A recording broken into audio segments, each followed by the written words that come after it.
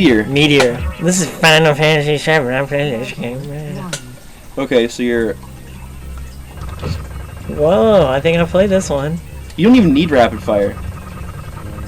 You just hold down the button anyway. For some games. Okay, so you don't get any... Like, there's no negative effects for missing a meteor.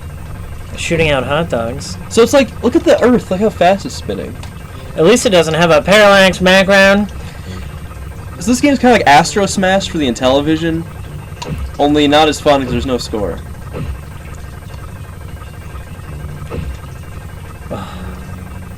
It's setting in. Setting in? Yeah. The boredom zombie feeling that you get, you're just like, I don't even know what's going on. You just feel like dead. You're just sitting here and you're just like, I don't even care if I live anymore. Okay, I wouldn't go that far. Well, I think I wouldn't get that desperate unless I knew like there was nothing. Except for this, like if there was the rest of your life, you're gonna be. If there was a gun to my head, it's like you can, as long as you want to live, as long as you keep playing, the background's or you get shot in the head when you stop. Eventually, you just stop. You're just like, okay. Like, I know there's a lot of guys out there who have review channels, and they have to play up the whole angry, like, there's a fucking shit, like, and try and emulate James Nintendo Nerd. But this is one of those cases where I'm just on the side of, it's hard to find the silver lining in Action 52 sometimes. For every going bonkers, there's like 80 sharpshooters. Where you just hold down a button and move back and forth, and it's a game. Yep. This is so similar to the game we just played. Like, they changed out a couple graphics and call it good. If they tied achievements to this, though, like an endurance achievements, like play for 5 hours, would you go through it? I can't even make it through an hour. I even made it to 7 Days Survivor on Dead Rising. I know, I made it. Okay. And I drank actual orange juice out of a jug as I played. I got so close, but I died, like, I just ran out It's of more of, what I did is I found that Photo Hut kiosk. We're not talking about this game anymore, damn it. I found that Photo Hut kiosk in Paradise Plaza. No, that's Dead Rising 2. Anyway, I got up on top of there, and I'd go out, search for food, and I'd drop it on there, but I wouldn't leave the map or anything like that. And after that was done, I would find another place. Well, see, what happened to me is I got hurt too much at the very beginning. With the psychos? Yeah.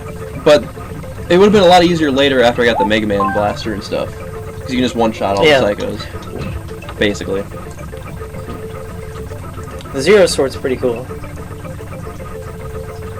I don't even know who that is. There's people commenting on the picture of the house, and I don't even know who they are. They're like, that's an awesome house. I'm like, who are you? The worst part about that, David, is like, I'm very private on Facebook, and I don't like to share like where I'm going, what I'm doing. You posted not only your address of your new house, but an entire 3D photo layout of every entrance, I put up the listing. It's not my house yet. I haven't moved in. Yeah, my offer was accepted. Your offer was accepted, but you're pretty much moving in from what you've told me. So, and you know, people forget. No, I mean, like, how many of your Facebook friends do you really talk to? How many of them do you think now are on drugs or are in a fix for money and would actually consider robbing you? I don't know. 0? Now take that number and divide it by 0. And that's how many people won't rob your house. Undefined. Yeah. Really though, man, that's how most robberies happen now. It's somebody you know. Well, I don't know anyone. Well, you know me. Well, you don't rob my house. It's not an admission by any means, but if it happens, I had nothing to do with it. Did you not? I can't do that anymore. This is not Meteor, like, singular. I can't. I have to quit. No. Keep going. This is like torture. You know what's torture? I was at Chuck E. Cheese, and they used to have this game over at Sega Arcade. It was a little Fester Adams from the Addams Family. It was like an electric... It's the thing where you have 2 sticks and they vibrate really quick. And, like, anyway, it was the same thing, but instead of Fester's face, it was a gorilla's. And they don't joke around. Like, I mean, they have the hardcore settings in the Chuck E. Cheese, and it's like 2 tokens. Anyway, I turned it on to the max, and I played that game, and I held on for dear life, because it just, like, it'll do random pulses, so you're not ready, so whenever you try and relax, it goes again. And, yeah, my hands were like little claws for the rest of the day. You couldn't play Ninja Turtles or Super Off-Road? They didn't have Ninja Turtles, man. They took it out. And I used to play that at that showbiz that is now torn down. Oh, yeah, the Chuck E. Cheese. Have you been over to Antioch Mall? They're Yeah. like tearing it up. That's super depressing. Yeah, and now it's snowed in there, so there's snow inside the interior. By the way, little known fact, I tell this to everyone I know, so I guess it's well known now, but that Chuck E. Cheese is actually the world's first showbiz pizza, opened by Nolan Bushnell, founder of Atari. That should have been like a historic landmark. No, it was in a rundown mall that... It was like the world's first arcade. And I spent every weekend of my middle school life there. Every weekend? Your mom took you there? Yeah, it just dropped me off on every Saturday. Damn, what an irresponsible parent. What? There was Magic the Gathering tournaments there. Oh, really? At the mall. Yeah. I thought you meant at the Chuck E. No, Cheese. at the mall. I've only been to that Chuck E. Cheese a couple times. Did you run into James Watson? Did you ever play him? I don't know who that is. I ran into him at Nakakon. He went to our school. The name sounds familiar. Yeah, he played Magic a lot.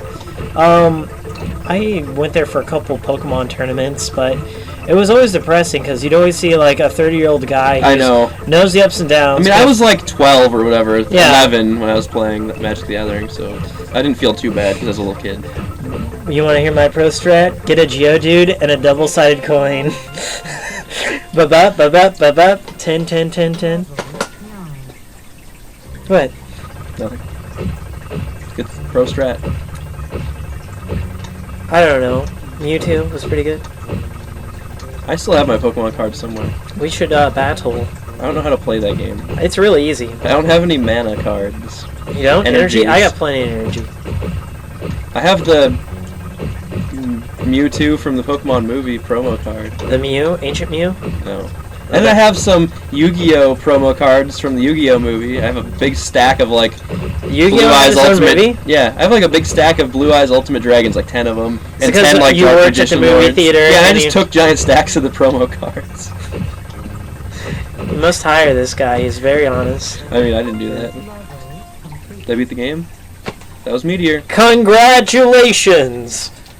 Now you gotta fight Luigi, and then if you win, you unlock him.